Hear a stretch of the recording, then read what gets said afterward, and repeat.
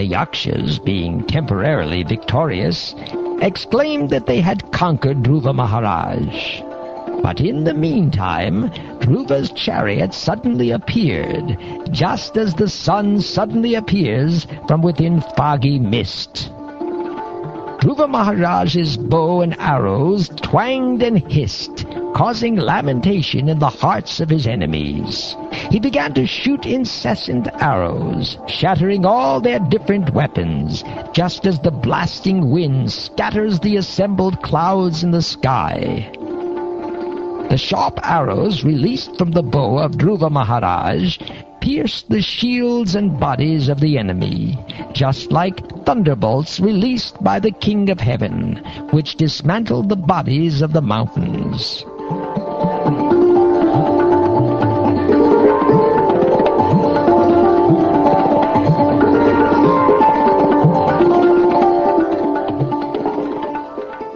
My dear Vidura, the heads of those who were cut to pieces by the arrows of Dhruva Maharaj were decorated very beautifully with earrings and turbans. The legs of their bodies were as beautiful as golden palm trees. Their arms were decorated with golden bracelets and armlets, and on their heads there were very valuable helmets bedecked with gold. All these ornaments lying on that battlefield were very attractive and could bewilder the mind of a hero. The remaining Yakshas, who somehow or other were not killed, had their limbs cut to pieces by the arrows of the great warrior Dhruva Maharaj. Thus they began to flee, just as elephants flee when defeated by a lion. Dhruva Maharaj, the best of human beings, observed that in that great battlefield not one of the opposing soldiers was left standing with proper weapons. He then desired to see the city of Alakapuri, but he thought to himself, "No one knows the plans of the mystic Yakshas." In the meantime, while Dhruva Maharaj, doubtful of his mystic enemies, was talking with his charioteer, they heard a tremendous sound, as if the whole ocean were there, and they found that from the sky a great dust storm was coming over them from all directions.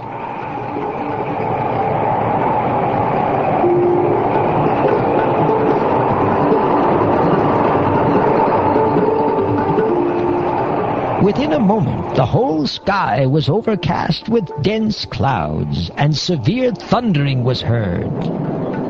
There was glittering electric lightning and severe rainfall.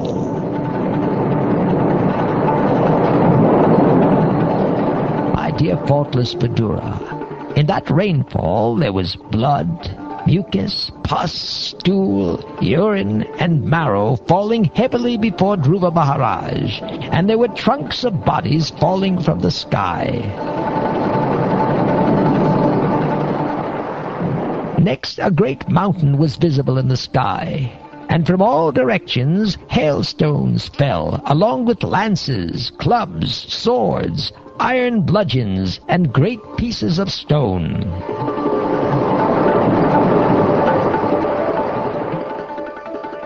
Dhruva Maharaj also saw many big serpents with angry eyes, vomiting forth fire, and coming to devour him, along with groups of mad elephants, lions, and tigers. Then, as if it were the time of the dissolution of the whole world, the fierce sea, with foaming waves and great roaring sounds, came forward before him.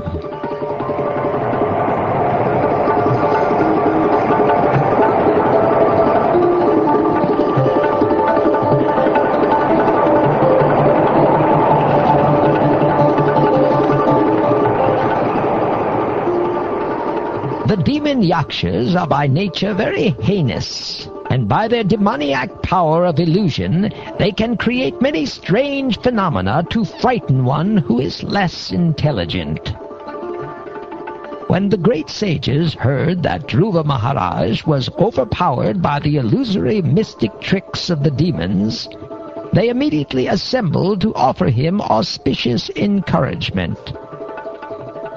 All the sages said, "Dear Dhruva, O son of King Uttanapad, may the Supreme Personality of Godhead, known as Shangadanva, who relieves the distresses of his devotees, kill all your threatening enemies. The holy name of the Lord is as powerful as the Lord himself.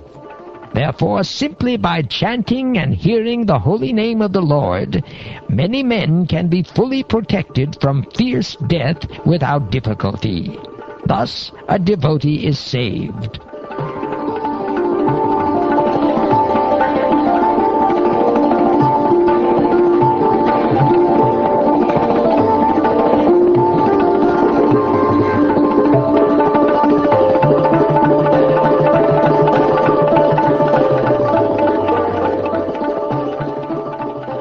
Thus ends the 10th chapter of the 4th canto of the Shrimad Bhagvatham, entitled Dhruva Maharaj's Fight with the Yakshas.